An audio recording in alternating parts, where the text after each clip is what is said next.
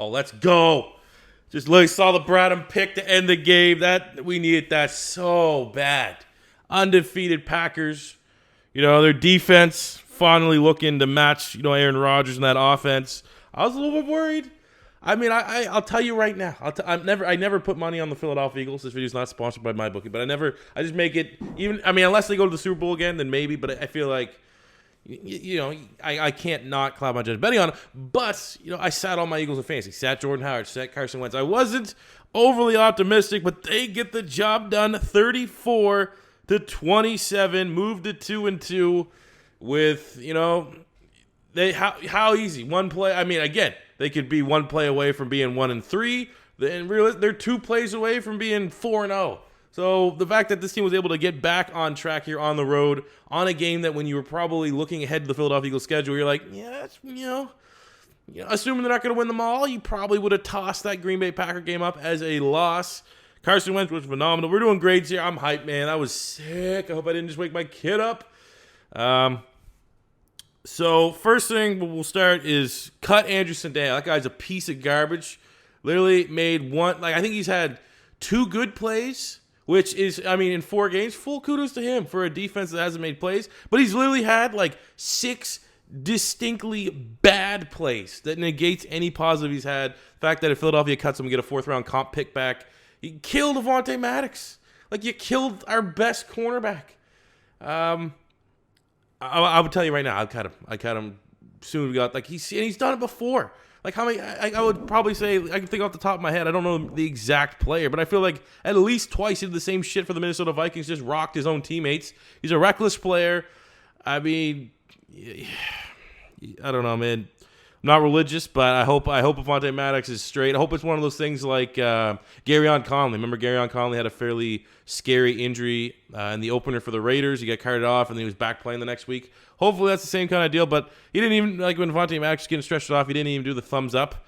I'm pretty sure they tell you to do the thumbs up, so I feel like it could be pretty damn bad. But that was a huge play, man. Nigel Bradham, my meme worked. Nigel Bradham, Rodgers did not play overly well in the second half. Threw just a check down that went right into the chest of Nigel Bradham. He dropped it, and then I posted a meme tagging Nigel Bradham. I never tag players of that the burning building, I didn't drop them babies like Aguilar. I tagged him, and then, of course, that's a blessed image. That guy, that burning building guy is going to save this Eagles season. You know what I'm saying? That's how good I'm feeling about that right now. So we moved to 2-2. Next week, we can't think too far ahead. Next week, we have the Jets. I think Darnold may be back. Doesn't matter. That has to be a win. When you look at the Jets, they have Le'Veon Bell as their best. They're pretty much only weapon at this point. But I'm not going to say that is a win. With how Philly plays, how bipolar they are, nothing right now for this team is a gimme win, but that needs to be a win. We need to go above 500 there. But beating the Packers at, Lambeau's, arguably the hardest home stadium to go into against undefeated Green Bay, getting that victory. It's good, man. Life's good right now as an Eagle fan. Carson Wentz. So let's get some grades here. Carson Wentz was 16-27 for $160, 3 touchdowns, no picks. He gets an A. Phenomenal. He was absolutely phenomenal. Literally only had 1 bad pass. It was a pretty big miss. He missed Alshon Jeffrey on a 3rd down late in the 4th quarter. That if we probably got that, we'd kill that game off. We'd be fringe field goal range if he made that throw. I don't know if I'd give him an A+ if he did make that throw, but he's getting an A, man. Carson Wentz, this is a bounce-back game that he definitely needed. It helps that we had Alshon Jeffrey out there. Alshon Jeffrey was huge for the entire game plan. The fact that we had a run game, I think that also is a little bit to Alshon Jeffrey because they know that, we actually have someone they have to respect on the outside, and they can't just stack the box every single time. But Carson Wentz was phenomenal on the day. He gets an A. The run game, A+. Jordan Howard, 15 carries, 87 yards, 2 touchdowns. Miles Sanders, 11 carries, 72 yards. Literally, is that in my reaction video against the Lions loss? I literally think, is that the numbers I gave? I was like, I gave just random numbers of how the carries should be split if we were going for 25 touches or 30 touches a game or something like that. And I think those are the exact numbers. I had 15 for Jordan Howard and 10 for Miles Sanders and the rest for Sproles. And that was a great balance, man. That was a great balance. A+ there. I can't give I don't really grade the Eagles' offensive line, even though it should go into the run game. Offensive line was utterly dominant. There was that meme going around on Twitter of Carson Wentz. It looks like the offensive line gave up. and then Carson Wentz scrambled. I thought there was a little bit more to it than just that, but it looked bad. You definitely know that the Eagles' offensive line got their ass chewed during the week for that, and they came out. That was as impressive of an offensive line performance as you're going to see. A+ for the offensive line, A+ for the run game. Receiving, we got 7 catches, 65 yards for Zach Ertz, 3 for 38, and a touchdown for Alshon. Jordan Howard had a touchdown. Dallas Goddard had a touchdown. Dallas Goddard, if you're an Eagle fan, just stay posted on Twitter. As soon as someone starts chopping up the blocks he was throwing, like I think Daniel Jeremiah, who's like, the big guy on NFL Network during the draft, was like, he's literally like having an extra offensive tackle out there. And the fact that he, if you look at his highlights from college, he was drafted because he had ridiculous catch rates. He had like Odell Beckham highlight reel catches. And then now the fact that he's developed into, arguably, I'd probably say right now I could easily say top 5 blocking tight end in the National Football League. I mean, that whole, should we trade Zach Ertz for Jalen Ramsey nonsense, getting into the world of fantasy, getting in the world of Madden there with that. But I honestly think, if that's what it takes to maybe look at bringing in someone like Jalen Ramsey, I'm just going to say that I believe Dallas Goedert is a starting caliber tight end with top 5 upside in the National Football League. It's going to take a bit to get there, obviously, but you see the flashes of just like, this guy is a complete tight end. Like, he's built and plays, and his skill set is the same as Gronkowski. He's not going to be a Gronk. I don't think there ever will be another Gronk.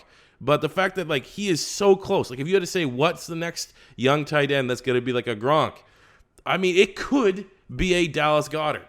But for the receivers, man, I mean, Alshon didn't look 100%. He was getting locked up by Kevin King. And let's be honest, Kevin King's shouldn't lock up Alshon Jeffrey more often than not. So, he's always 100%, but he was out there, and he made a couple big-time catches. Those 3 catches, I'm pretty sure at least 2. One of those was a touchdown, and one of those was a big third-down conversion. So it was huge having Alshon back. Hopefully for the Jets, we get Deshaun Jackson back, and everything. The hype train gets back on the rails here. But for the receivers, we'll give them B+. They were fine. They were good. No real issues there. No really, really bad drops. Consider we had 7 a week ago. Special teams was good. I mean, Miles Sanders had a couple big returns. I'm surprised they're not using Darren Sproles on the return game, just because, I feel like that's his real value, especially if they're going to be giving Miles Sanders, dozen or so touches, if not more, during the game. Darren Sproles is still really, really good, and give him that number 5 spot on the all-purpose yards when it comes down to it. I think he's pretty damn close. I think he might have actually got it this game. I thought he was like 5 away. He had 1 yard last week. Now he has 4, but that could be. Don't fact check that one.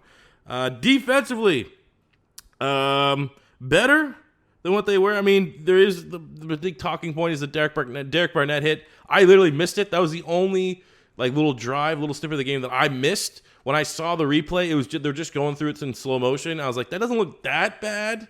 I mean, it looked a little dirty, but then people were saying how late it was after the whistle, which I didn't see in the replay. But I mean, it wasn't an ejectable play. I'll tell you that right now. I would have been furious if the roles were reversed and that was Preston or whatever you call it, Zadarius Smith laying a late hit on Miles Sanders. But I wouldn't say that's an ejectable hit. It was dirty, and then of course, literally like a drive or two later, Derek Barnett forced the fumble with Brandon Graham recovering it. So the inverse of what happened in the sack fumble in the Super Bowl against Tom Brady. That was a huge turning point for me in this game. Nigel Bradley with the interception was insane. Rowdy Mccloud, insane game, man. I mean, I'm usually one of the first people that talk about Rowdy Mccloud as being a guy that Philly can look at cutting to move on. I mean, I know he brings value, but is he worth, being, he's probably top 10 paid safety in the league right now, or really, really close to it. He proved his worth here tonight, man. He was insane. Huge game. Way better than Sendejo. It was garbage. Rasul Douglas played pretty good.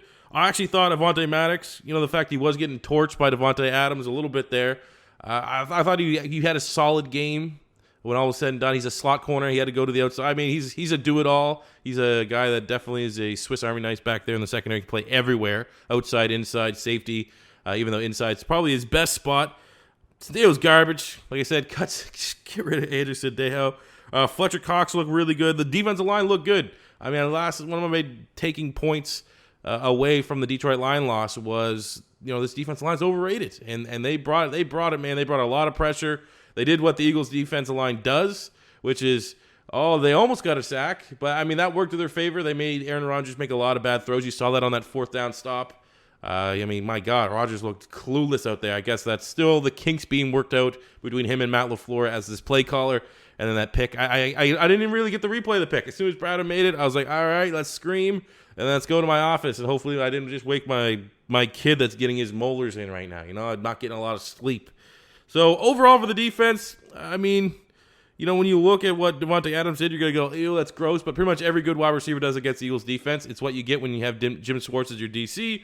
I actually predicted on Twitter before the game. I said Aaron Rodgers is getting at least 400 yards on this game. He got 422. I said they're going to shut down the run game. They held Aaron Jones to 21 yards.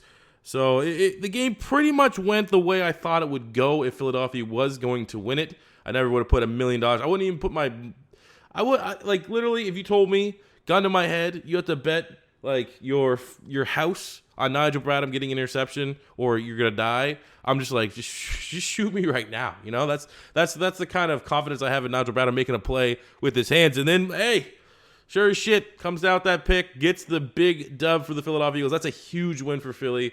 And I think this is gonna be enough momentum. If we can take this momentum with getting some positive news on Devontae Maddox, getting Deshaun Jackson back next week, I just think the rails are gonna be back on for us to get going. I mean, you look at Dallas. I'll be the first one to tell you. There's two sides of Dallas. One, as an Eagle fan that hates Dallas more than any sports team in the world, they've looked good. They've honestly looked good. Dak Prescott has looked good, but then also they've who they beat. They have definitely beat whoever their schedule had them play. By all means, I'm not trying to just say, oh yeah, there's this and that. They could have lost those games, but they also have, without a shadow of doubt, the weakest undefeated record. They have beat 3 of the worst teams. If you were power ranking teams, probably 3 of the bottom 5.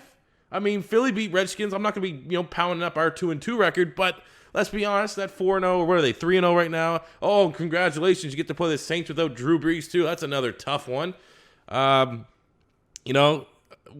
couldn't have lost this game. This game's going to be huge for us because Dallas has a fairly easy schedule. You can't let them get too far ahead. So this was a good one. This is stealing one away, I think, from the Green Bay Packers. And real pump, man. So let me know, Eagle fans, what you feel about this game in the comment section below. We're going to be back tomorrow with the divisional round for the Raiders franchise mode. It's already recorded. It's awesome. It's a little bit different style video. I think you guys are going to enjoy it. And I'll catch you guys on the next one when I see you there. That's it, man. Go Birds.